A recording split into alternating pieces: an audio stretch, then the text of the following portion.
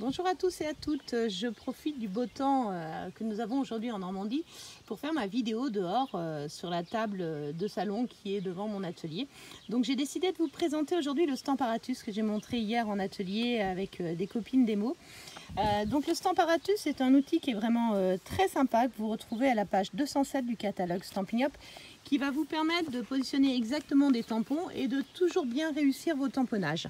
Donc il est composé de deux plaques transparentes avec, vous voyez dessus quand même un petit filigrane pour vous repérer, d'un tapis qui vous permet de gérer l'épaisseur des tampons. Donc si jamais vous l'utilisez avec des tampons en caoutchouc, vous l'utilisez directement ici. Si vous l'utilisez avec des tampons en résine, vous allez mettre le tapis.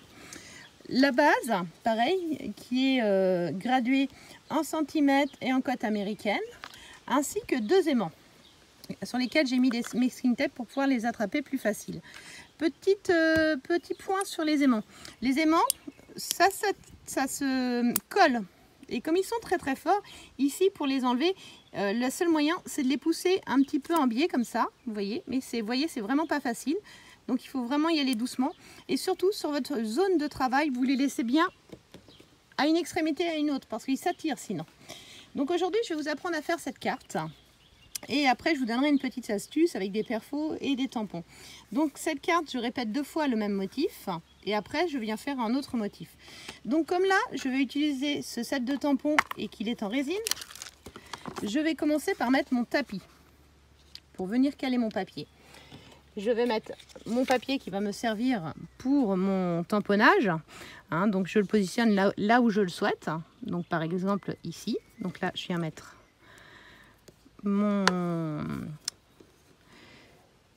mes aimants. Et je vais prendre mon tampon. Bon, donc le premier tampon que je veux, si je vous le mettais dans le bon sens, ce serait mieux, c'est celui-ci. Donc là, je veux que mon premier tampon soit comme ça, d'accord? Donc je viens le positionner, je viens prendre ma plaque que j'ai mis en la rentrant à la verticale. Je prends mon tampon et, oups, je l'ai utilisé la dernière fois avec de la Versamark, voilà. Et donc là, je l'ai positionné exactement comme je voulais. Et le premier, je vais le faire en couleur Mélodie de Mangue. Donc j'aurais pu également le mettre sur l'angle si je le souhaitais. Enfin, c'est vraiment une question de goût. Et donc là, je vais venir l'ancrer. D'accord? Je viens l'ancrer. Je viens poser mon tampon. J'appuie uniformément et je remonte. Et là, mon tampon est très très bien.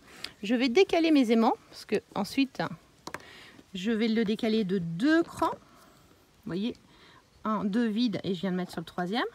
Et je viens remettre mon tampon. Et donc là, j'appuie. Vous voyez, si j'appuie pas bien, c'est pas grave. Je peux revenir et comme je tamponne exactement au même endroit, on va pas avoir de différence. Donc ça, c'est la première partie de mon tampon. Je vais retourner ma plaque pour utiliser le deuxième côté de cette plaque. Et là, cette fois-ci, je vais vouloir le tampon qui va aller entre les deux banderoles dans ce sens-là. Donc je viens mettre là, toujours. Je viens récupérer mon tampon. Je remonte. Donc là, j'ai mon tampon. Lui, je vais le tamponner dans la couleur Copacabana, une couleur que j'aime beaucoup. Et là, je viens le tamponner, vraiment comme j'ai envie, en Copacabana. Et je viens le remettre ici. Vous voyez ici, j'ai mis de la couleur sur ma plaque, mais ça ne se retransfère pas sur mon papier puisque on est calé et on risque pas d'appuyer trop fort. Ensuite, je veux apporter des petits motifs. Alors, sur mes fanions. Donc là, je vais venir mettre mes petits fanions là où je veux.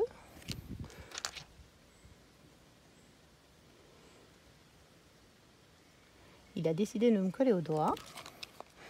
Donc je ne vais pas tous vous les mettre, mais c'est histoire que vous compreniez le système. Hop. Celui-ci ici, par exemple. Celui-là.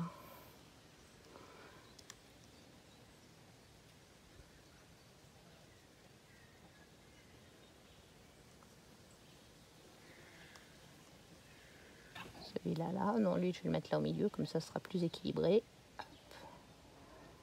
Hop. Voilà. Une fois que j'ai défini comment je voulais les mettre, je viens remettre ma plaque. Je viens prendre les motifs. Je viens les remettre ici. Et là, cette fois-ci, je vais les faire en 12 suède.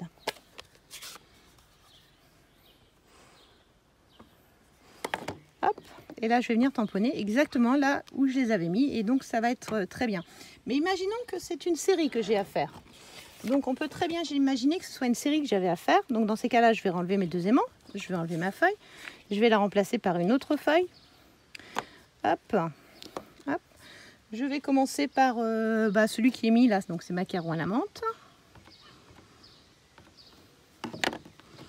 Je viens le remettre. Hop. Je n'ai pas bien appuyé, je rappuie, voilà. Je tourne ma plaque. Je vais faire mes petits ensembles. Donc en plus, on peut changer l'ordre dans lequel on le fait, puisque, sauf que si vous avez l'aimant qui est à la place où vous devez tamponner, c'est embêtant. Mais voilà, vous allez voir, même si j'ai tamponné avant mon marron. Voilà. Donc là, je vais avoir, je vais bien me mettre comme ça. Donc après, je vais avoir le jaune qui va venir. Lui, il vient ici. Et vous voyez, on retombe exactement à la même place. Je le décale de 2. Je décale mes aimants également. Je reviens.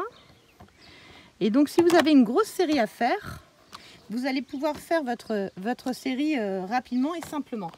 Un autre outil qui est très utile avec le Stamparatus, c'est la nouvelle peau de chamois qui permet de nettoyer les tampons. Donc pourquoi? Parce que elle est très très pratique avec le Stamparatus.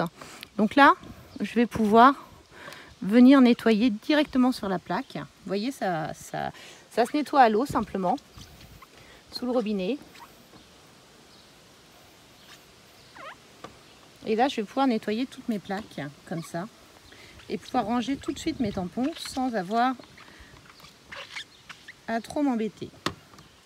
Donc c'est juste mouillé avec de l'eau. Donc là, je vous ai montré la première utilisation du Stamparatus. Je ne vais pas vous imposer toute la carte. Je pense que vous en avez pas besoin. Mais ce Stamparatus, il a une autre utilité. Par exemple, quand vous allez faire des tampons avec une perforatrice, là on a une perforatrice très sympa qui vient de sortir avec des vases, mais le souci c'est de pouvoir bien tamponner tous les éléments là où on le souhaite. Hop, j'enlève cette plaque là parce qu'on ne va pas l'utiliser. Je me remets en place. Donc là par exemple avec cette perforatrice et ce set de tampons, le plus compliqué c'est de pouvoir avoir tamponné tous nos tampons et de les avoir au bon endroit pour pouvoir les perforer. Donc mon astuce, vous prenez votre perforatrice, vous faites un gabarit. D'accord? Vous faites un gabarit. Hop. Et vous avez votre gabarit. D'accord? Vous venez le fixer, toujours pareil. Vous venez prendre vos tampons.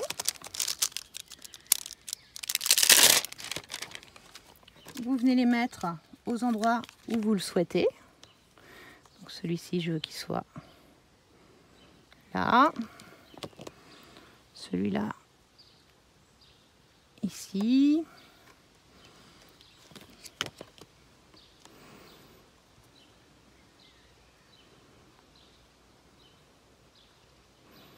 Hop, la petite fleur. Enfin, vous n'êtes pas obligé de tous les mettre, hein, mais voilà. Par exemple, je veux que tous ces tampons-là soient tamponnés en même temps. Donc là, je vais pouvoir prendre. Et là, je vais avoir les tampons. Une autre astuce, c'est qu'on peut utiliser ces tampons-là avec des feutres. Donc là, comme j'ai plusieurs tampons, je vais vouloir qu'ils soient de plusieurs couleurs. Donc je vais colorier directement avec mes feutres de Stampin' White sur le tampon pour donner les couleurs comme je veux. Une fleur bleue, par exemple.